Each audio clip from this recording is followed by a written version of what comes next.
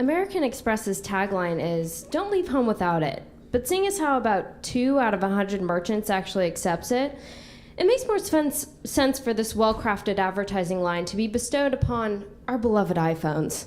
Our constant companions, always at our sides, resting near our beds, ready to wake us up at precisely the time we ask them to, with the tropical sounds of marimba. And the things I do for that phone, in addition to the $500 or so I giddily plunk down to get my hands on the thing in the first place, I pay more money every month to make sure I have constant access to what many consider the replacement for oxygen, the internet. It equals out to about $9 per square inch every month, or roughly a month's rent on a San Francisco studio apartment in the TL.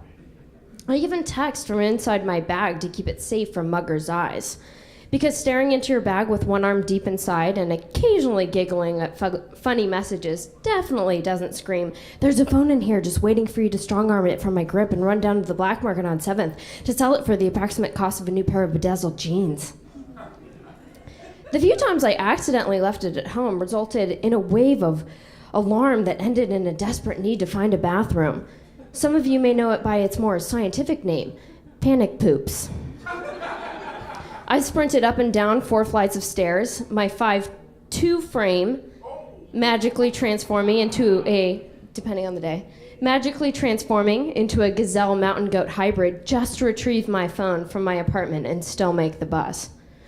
So while packing up the other morning in preparation for a typical San Francisco Sunday, I did the unspeakable. No, I didn't cancel brunch plans for something more practical, money-wise, and health-conscious. I decided to leave my iPhone at home, right there in the kitchen, like the scorned dog who dragged the tampon trash out in front of guests one too many times. Or a baby who just can't seem to get it through his head that no means no. My phone was to be left at home, alone, though the only one I was really punishing was myself for being so dependent on it. My best friend once spoke about my phone as if it was competition for my friendship. As soon as I shut the door, I felt incomplete and frantic. I was getting that heart-racy feeling that makes you think like you're going into cardiac arrest until you remember the Oaxaca, Mixteca, Alteca, Pacifico pour-over you had a blue bottle 30 minutes ago. As I made my way to Hayes Valley, it was Sunday after all, as I mentioned before, I subconsciously scoured the streets for safe spots I could survive the night should I get hopelessly lost. I had flashbacks to the dark days when Apple debuted its own version of maps. I repeated the cross streets of my destination over and over in my head. If I was just 1 block off, I knew I could be lost for days, quickly morphing into that bum on Market who appears to be a carrier for the zombie gene. I felt phantom buzzes as if an important appendage had suddenly been chopped off, leaving me with faint memories of a complete body and soul. Every Muni horn became a text alert. Everywhere I turned was an overheard I'd missed recording on Twitter, including a beautiful description of the tenderloin that included the phrase human carnage. It hurt to think about the dozen of my followers that might liken enough to favorite or even retweet.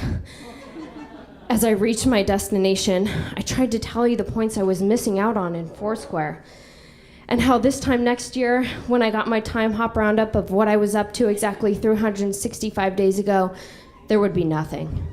Just one big blank.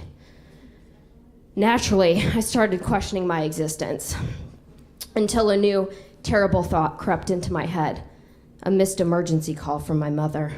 Garbled screams as she choked on a piece of turkey and in her final moments wanted nothing more than to tell her one and only daughter, her only child for that matter, how much she loved her.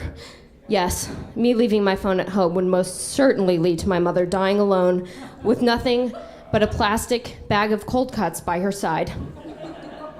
I imagined emails from my boss that started with the subject line, "Please respond as soon as possible," and quickly escalating to "respond in 30 seconds or you're fired," before finally ceasing at 3:32 p.m. with "Don't bother coming in on Monday," or ever. I wouldn't blame him. If I wasn't available to answer every email within a minute of receiving it, what was I really worth? The sun seemed to be going down, although I had no clue because who the hell wears a watch these days? You just look at your phone like any sane person. And I started to worry that I wouldn't be home in time to Instagram the sunset. What if Alexis got more likes than me? I'm not strong enough to endure that type of public social shaming. And I was just starting to get over the fact that I'd been forced to eat my lunch while it was still enjoyably warm because I'd had nothing to photograph it with. I readied myself to come home to a burned out shell and a fireman standing near, the still smoldering smoky mess telling me it had been a slow fire and residents had 20 minutes to get their most prized possessions out of the building before it was fully unsafe.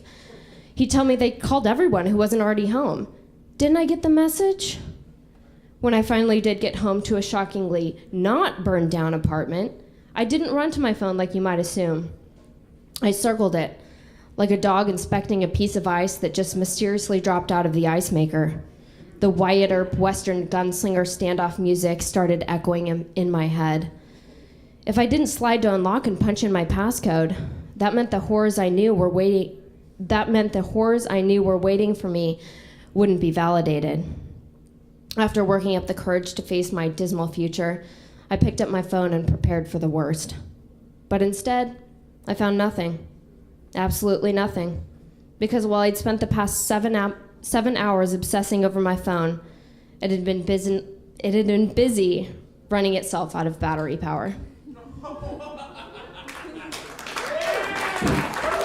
and gentlemen, the daintiest of bows from Bre Lambert as she brings our evening to a close.